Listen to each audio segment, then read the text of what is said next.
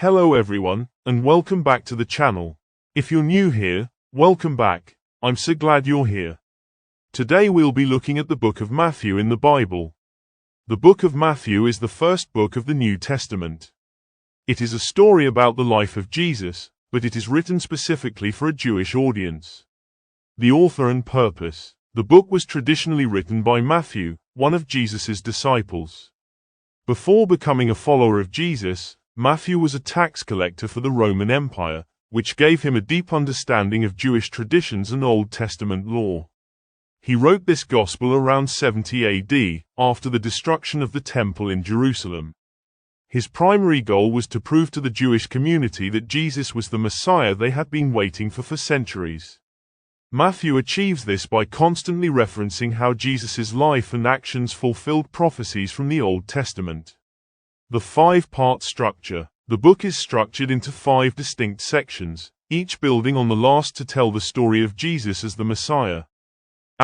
Jesus' lineage and birth, chapters 1 to 2. Matthew begins by establishing Jesus' genealogy, tracing his lineage back to Abraham and King David to demonstrate his rightful claim as the Messiah. He then narrates Jesus' miraculous birth, the visit of the wise men, and the family's flight into Egypt, all of which are presented as fulfillments of ancient prophecies.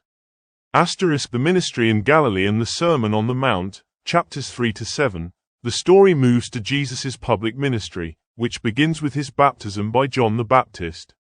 The most famous part of this section is the Sermon on the Mount, which is considered the core of Jesus' teachings.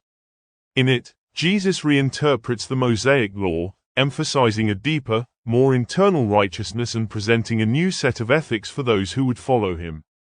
He also calls his followers the salt of the earth and the light of the world. Miracles and parables of the kingdom, chapters 8 to 18.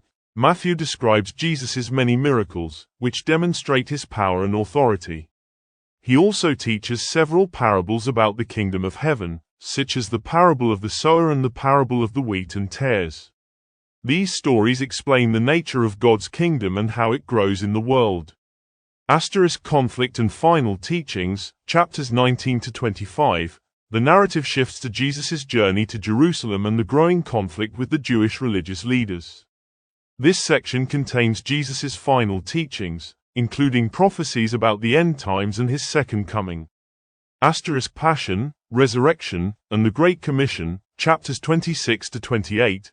The book culminates with the climax of the gospel message, Jesus' suffering, his crucifixion, and his glorious resurrection. The story concludes with Jesus' final command to his disciples, known as the Great Commission: go and make disciples of all nations. This final message shows that Jesus' mission was not limited to the Jewish people but was for the entire world. Well, that's it for today's video.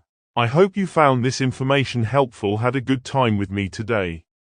If you did, please leave a like and a comment below to let me know your thoughts.